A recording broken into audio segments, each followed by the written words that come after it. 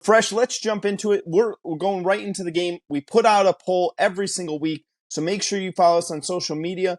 Our poll winner this week, the Iowa Hawkeyes at 5-1. I maybe the quietest 5-1 is going to travel to Camp Randall and play the Wisconsin Badgers. They're at 4-1. Wisconsin's undefeated in Big Ten play right now, Fresh. It's interesting. We're kind of seeing maybe a little bit different Iowa team. Caden McNamara tore his ACL. He is out for the season. Right now, at time of record, Wisconsin is a 10-point favorite in this game. Over-under is very, very low in this game, set at 36.5. Fresh, what are you seeing between Iowa and Wisconsin going on? Well, I don't think the quarterback would really truly matter if you're Iowa. Whoever gets behind the center, it's the entire offensive philosophy that holds that entire team back. They don't have the dominant tight end like Laporta, was there last year. The offensive line has been so-so. Um, Even in their wins, they haven't been spectacular. And the one game they had as a measuring stick, we all thought, oh, they're going to show up versus Penn State, and Penn State took them to the woodshed. Um, that's why I don't think anyone has faith in Iowa. The program is uh, hanging on a thread with their punter and their defense, and they have nothing offensively to shine from right now.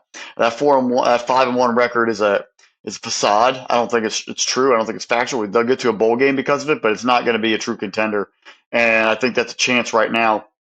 Again, they have another measuring stick versus the Badgers. Is this Iowa team truly for real? Or they played four slappies, got a lucky other win on top of that, and then got smoked when they actually start playing, true competitive football teams.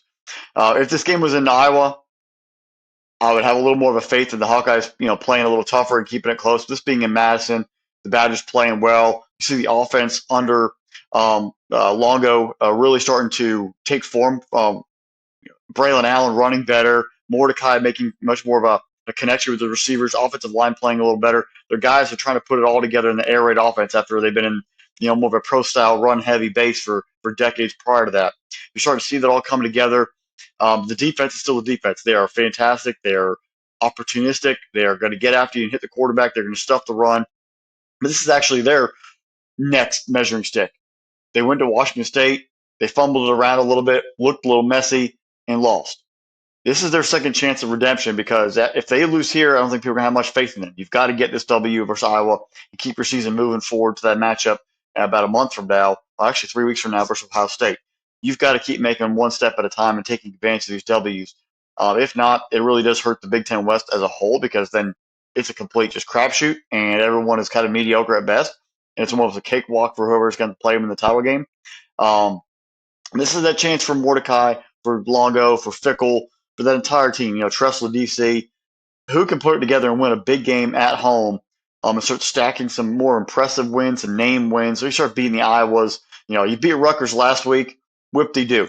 You beat Iowa, at least you have a name win. They might not be the same team, but at least it's a W there, and you beat a solid defense. You beat Ferentz, and you keep moving forward on the season. I want to see what this offense does against a very good defense. Washington State was a formidable defense. They kind of struggled there. I want to see if they've grown a month later when they play this football game. How does Mordecai read that defense? How are they able to get the running game going? I think the Badgers will be successful. I think the under is in play. We're talking like a 21-10 ball game, if even that, if Iowa even gets 10 points. Badgers will win, but Iowa, it's going to require really to muck it up, defensive scores, punts, to have a chance. But they're slim to none in that opportunity right now. I think the Badgers are heading in the right direction. Right. I agree with you, Fresh. I think, I liked McNamara much better at the quarterback position. I thought Iowa was a little bit better of a team with that, but maybe, just maybe, you might start seeing Iowa going back to what they've done and where they've had real success, and that's just playing defense and relying on the run game. They're a one-dimensional football team, straight up. The only way Wisconsin's going to lose this game is something similar to that happened against Washington State. You take a look, go back to that Washington State game that Wisconsin lost. That was on the road. This game is at Camp Randall, but Washington State forced the Badgers into 3 turnovers. They fumbled the ball 3 different times. Wisconsin actually outgained Washington State during that game. And you look and you see that a lot of positives were in that game. They just kind of shot themselves in the foot time and time again. They couldn't extend drives. I think they only converted 6 third downs in that game. Mordecai, I need to see a little bit more out of him. Braylon Allen's having a great season right now, and I don't think he gets enough credit because Wisconsin's not like in your face right now. They're not ripping headlines off of ESPN or CBS or Fox. They're not like that big like lights in the marquee type of program here, but they're doing a lot of really good things. You see that the offense has been a little bit different under Fickle right now, but you still have that reliance on the running game. I want to see Mordecai take another step here. He's only got 3 touchdowns on the season. That's got to change for him. Great place to start for that is the Iowa game here. Like you said, Fresh, they got Ohio State coming in a few weeks. If you're going to only rely just on Braylon Allen and you're not going to worry about that passing attack, then you're not going to be able to put up enough points when you play one of the other guys on the east side.